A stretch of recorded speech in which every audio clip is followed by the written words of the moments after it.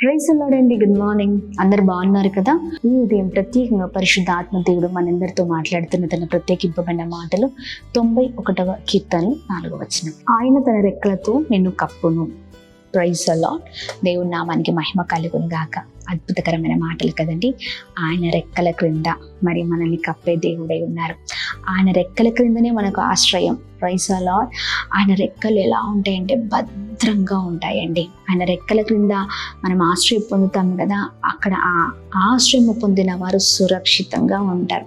చూడండి, కోడి రెక్కల క్రింద ఎవరికి భద్రత అంటే కోడి పిల్లలకు భద్రత. అవునా కదా?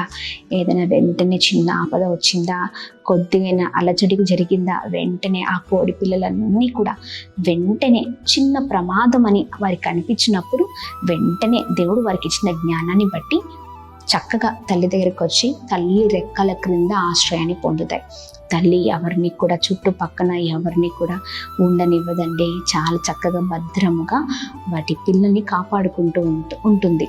మరి చూడండి, దేవుడు ఎంత జ్ఞానం ఆ కోడికి ఇచ్చారు. దేవుని సృష్టిలో దేవుడు సృజించిన ఒక జీవి. అవునా కాదా? అదే అంత జ్ఞానముగా బిడ్డల పట్ల అంత మరి చక్కగా ఆశ్రయాన్ని ఇస్తూ బిడ్డలకి అంత క్షేమాన్ని కలుగచేస్తే సృజించిన దేవుడు ఇంకెంత క్షేమాన్ని కలుగచేస్తారండి. ఆయన బిడ్డల మనము, ఆయన సొత్తు మనము. ఆయన రెక్కల క్రింద మనల్ని కప్పే దేవుడై ఉన్నారు. ఆయన రెక్కల క్రిందనే మనకు ఆశ్రయం.